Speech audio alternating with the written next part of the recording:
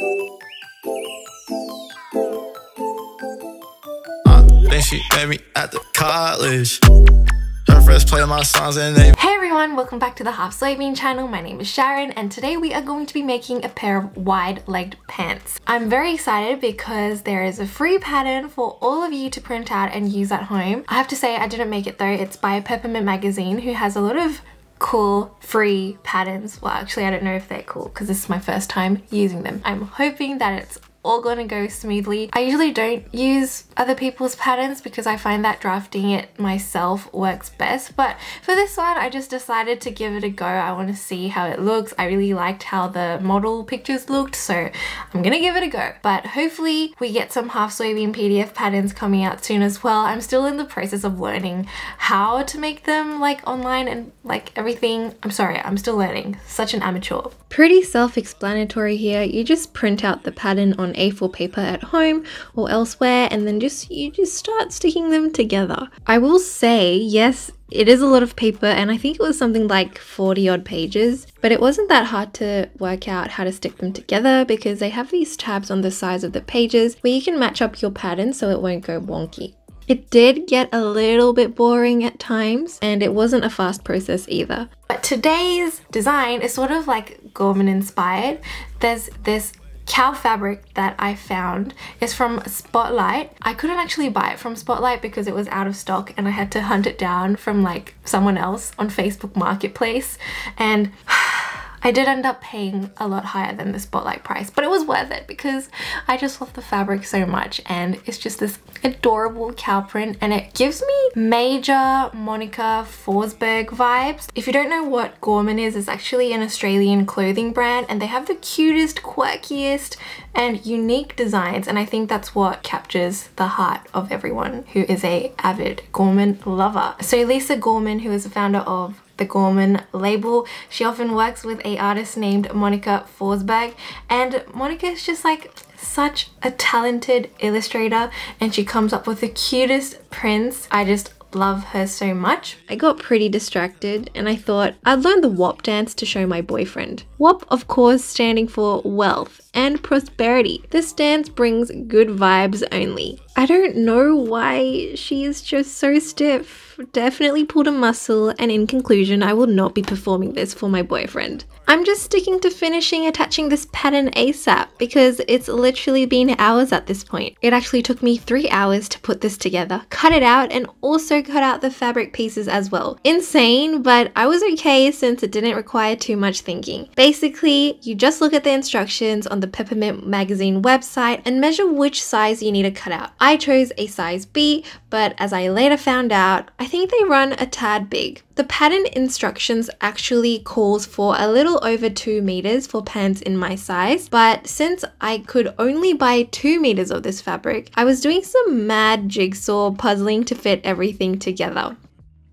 This is just like a random public call out to everyone in Australia. I've been searching for a few Gorman pieces, but I haven't had too much luck. If you happen to have these pieces, can you please slide into my DMs? And if you want to pass it on, please let me know because I will buy it off you. I have been searching for the budgie skirt in a size 8, and I have also been searching for the aviary dress in a size 8 or 10. I don't know, I've just like absolutely fallen in love with this budgie series. It's so adorable and cute, and it's just right up my alley. This is how much fabric I actually had left over in the end. Cutting it pretty close, but I made it with less than what the pattern suggested, which is great. Okay, so now we start assembling. I actually followed the Peppermint Magazine instructions to a T. So there's no point in me really repeating all the steps that's already written there, but what I will do is just point out the bits that I found a little bit tricky or took up more time than I expected. We start off by making the pockets and attaching them into the front pant legs. This part wasn't too difficult and pretty easy to follow. If you don't have an overlocker, you can use a zigzag stitch on your normal machine. This was the first time I've ever sewn a pant fly, and it was quite fiddly to be honest. There was just a lot of hand basting involved and figuring out what goes where for me. Sometimes I had to read the instructions over and over again a few times, but to be fair, this was quite a low stress project for me. Something about just not having to think too much and just doing whatever the instructions tell you to do is just very comforting. I think out of everything, doing the fly, including attaching the zipper to it, took the longest amount of time, followed by doing the pockets at the start and then attaching the waistband at the very end. The other steps were really fast and easy. The light's changing. I'm sorry. We got the pockets done, 2 front legs, and now apparently we stick them together. Right sides together. We are stitching, this is step 10 by the way, we're stitching a little bit here and then we wedge in where the crotch thing is meant to go. I still say they're flowers. If you like.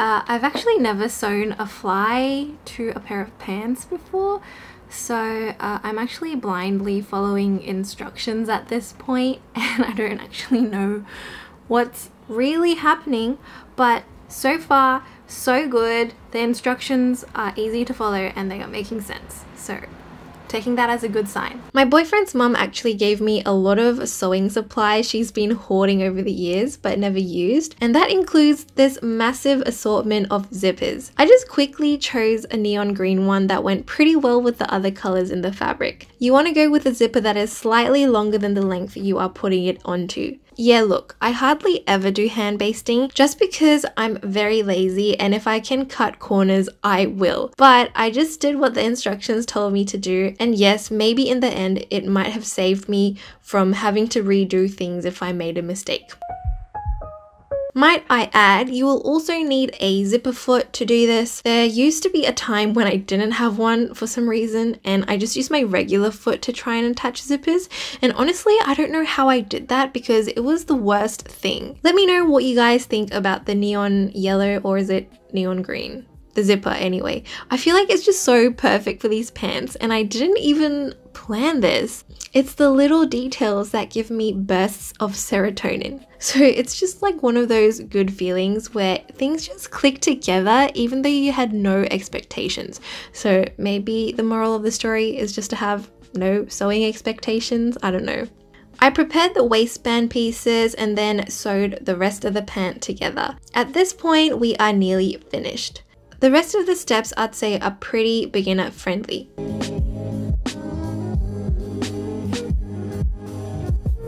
And I guess that also brings me to the point is that I really actually want to make a half soybean clothing swap or buy and sell group. I don't know how it's going to work logistically because we're obviously from all over the world. It would only make sense for people to be able to buy and sell from whoever's in your own country. That just makes so much more sense. But yeah, I don't know. What do you guys have any ideas on how I should go about doing this? Should I just make a Facebook group where we can all join and then we just like have to specify like where you're from and where you can ship to, etc.? I don't know. What do you guys think? I'm part of so many like buy and sell groups on Facebook, not just for clothes but for fabric as well. It's like such a great way to buy things that already exist and you're not buying new things, so you're being a little bit more kinder to the environment. Yeah, let me know what you guys think about that idea. I'm pretty keen for it, but obviously I can't be in the group by myself, so let me know. So you know those little stoppers at the top of a zipper? It's usually metal. I pulled those off with some pliers and I reattached them to sit where I needed them to. This is obviously not part of the instructions, but I figured I'd try to make the pants as polished as possible.